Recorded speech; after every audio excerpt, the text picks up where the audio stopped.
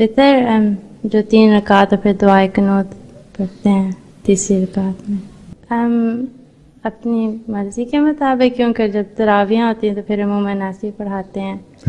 جب تراویحیں ہوتی ہیں مسجد میں تو عموماً وہ ایسے ہی پڑھاتے ہیں کہ 1 اور پھر 2 اور پھر 1 اور پھر لیکن ہم جب پڑھتے ہیں تو 3 کا. ہاں دونوں طرح پڑھ سکتے ہیں.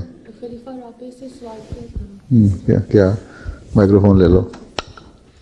سوال کیا تھا مجلس عرفان میں کسی نے خلیفہ رابع سے سوال کیا تھا تو انہوں نے کہا تھا کہ بہتر ہے اگر 2 پڑھیں اور پھر 1 پڑھیں. بات یہ ہے مسیح علیہ السلام نے ٹھیک ہے زیادہ حضرت صلی اللہ علیہ وسلم کا زیادہ تر طریق یہ رہا ہے، لیکن کٹھی 3 پڑھنے کا بھی روایات میں ہے. حضرت مسیح علیہ السلام سے بھی سوال ہوا تھا تو ہم نے فرمایا تھا کہ دونوں طریقے ٹھیک ہیں. آپ کیسے پڑھتے ہیں؟ ہیں آپ کیسے پڑھتے ہیں؟ میں دونوں طریقوں سے پڑھتا ہوں. ہم بھی دونوں سے پڑھا کے. ہاں جب وقت زیادہ ہوتا ہے تو علیحدہ کر لیتا ہوں، تھوڑا وقت ہوتا ہے تو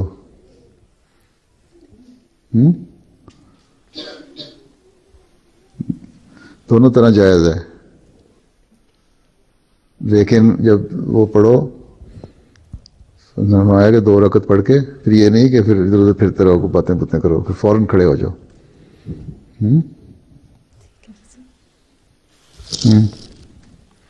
حضور ہم اسی تو 2 اور 1 پڑھتے ہیں کیونکہ اللہم صلی اللہ ہم 2 دفعہ پڑھ سکتے ہیں پھر زیادہ ثواب ملتا ہے.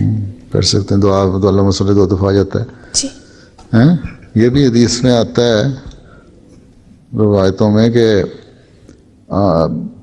وسلم پہلی رکعت میں جو سورت پڑھتے تھے نا سورہ فاتحہ کے بعد، اس سورہ اعلیٰ جو جمعے پہ پڑھتے ہیں نا، پہلی رکعت میں جمعے پہ میں پڑھتا ہوں عموماً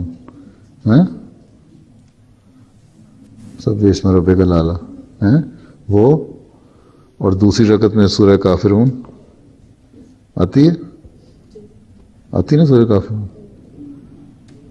اور تیسری رکعت میں آخری تینوں کل، اور یا یہ بھی ہے کہ سورہ اخلاص صرف. دونوں طرح ہیں. آخری تینوں صورتیں بھی پڑھتے روایت میں ہے، اور صرف سورہ اخلاص کا بھی ہے، اس جگہ ذکر کیا ہوا ہے.